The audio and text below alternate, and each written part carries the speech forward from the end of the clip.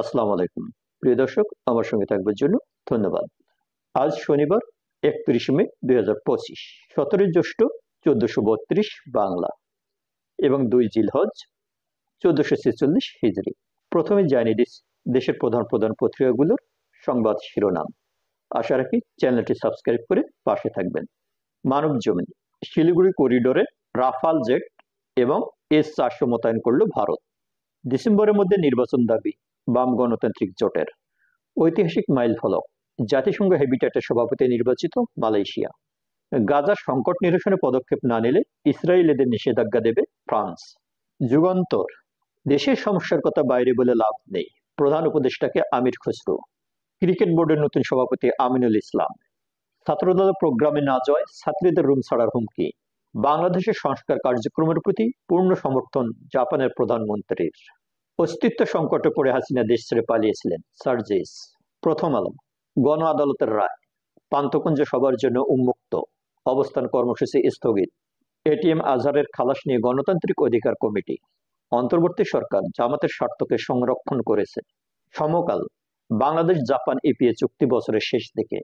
নাশকতার মামলায় জামিন, জেলগেটে আবারও গ্রেপ্তার আওয়ামী লীগ নেতা। বিবিসির বিশ্লেষণ, ইউক্রেন যুদ্ধে রাশিয়ার অর্থায়নে যেভাবে সাহায্য করছে পশ্চিমারা। আমাদেশ, ভারতীয়দের খাল খনন চেষ্টা রুখে দিল বিজেপি ও স্থানীয়রা। চিকেন স্নেকে রাফায়েল কি বার্তা দিতে চাচ্ছে ভারত? সারা দেশে শহীদ জিয়ার ৪৪তম শাহাদত বার্ষিকী পালিত। চক্ষু বিজ্ঞান হাসপাতাল ৩ দিন বন্ধ, রোগীদের চরম ভোগান্তি।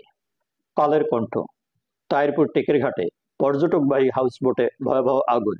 নির্বাচন, কিছু সংস্কার, বিচার, ৩ দায়িত্ব পালনে কাজ করছে সরকার, সালেউদ্দিন।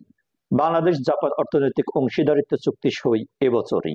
আজকের পত্রিকা, আরাকান আর্মির হাতে মিয়ানমারের জেনারেল নিহত, চীনা টার্মিনালের কাছে চলছে লড়াই। আমাদের সময়, নগদের অর্থ সরানোর অভিযোগ নিয়ে যা বললেন প্রধান উপদেষ্টার বিশেষ সহকারী। দর্শক, এই ছিল আজকের প্রধান প্রধান পত্রিকাগুলোর গুরুত্বপূর্ণ সংবাদ শিরোনাম। আজ সবচেয়ে গুরুত্বপূর্ণ সংবাদ শিরোনামটি করেছে মানব জমিন, যেখানে বলা হচ্ছে শিলিগুড়ি করিডোরে রাফাল জেট এবং S-400 মোতায়েন করল ভারত। প্রিয় দর্শক, আপনারা জানেন চিকেন নেক নিয়ে ডক্টর ইউনূসের বক্তব্যের পর বেশ উত্তেজনা বিরাজ করছে ভারতে, এবং তারই ধারাবাহিকতায় শিলিগুড়ি করিডোরে নজিরবিহীনভাবে সামরিক তৎপরতা বাড়িয়ে দিল ভারত। এখন কি ভারত তাহলে চিকেন নেক্স ঘিরে যুদ্ধের প্রস্তুতি নিচ্ছে? ব্যাপারটা হয়তো সহজে মিটমাট হবে না। একই বাংলাদেশের অভ্যন্তরীণ বিষয় নিয়ে অন্তর্বর্তীকালীন সরকার বেশ লেজে গোবরে অবস্থা পাকিয়ে ফেলেছে। তার উপর আবার ভারতের এই সামরিক তৎপরতা নিয়ে সরকার দেশের মধ্যে বেশ অস্বস্তিতেই পড়তে পারে বলে ধারণা করা হচ্ছে। যুগান্তর আরেকটি গুরুত্বপূর্ণ সংবাদ শিরোনাম হচ্ছে দেশের সমস্যার কথা বাইরে বলে লাভ নেই, প্রধান উপদেষ্টাকে আমির খসরু। দর্শক, অন্তর্বর্তীকালীন সরকার মাননীয় প্রধান উপদেষ্টা প্রফেসর মোহাম্মদ ইউনূস এই মুহূর্তে নির্বাচন এবং দেশের বিভিন্ন বিষয় নিয়ে কি ভাবছেন বা কি করতে চাচ্ছেন সেটা আসলে কেউ বুঝে উঠতে পারছে না। তিনি এসেছেন মূলত দেশের অন্তর্বর্তীকালীন সরকার প্রধান হিসেবে। তার দায়িত্বই হচ্ছে একটি অবাধ ও নিরপেক্ষ নির্বাচনের মাধ্যমে রাজনৈতিক সরকার গঠনের মধ্যবর্তী সময়ের দেশ পরিচালনার দায়িত্ব নিয়ে।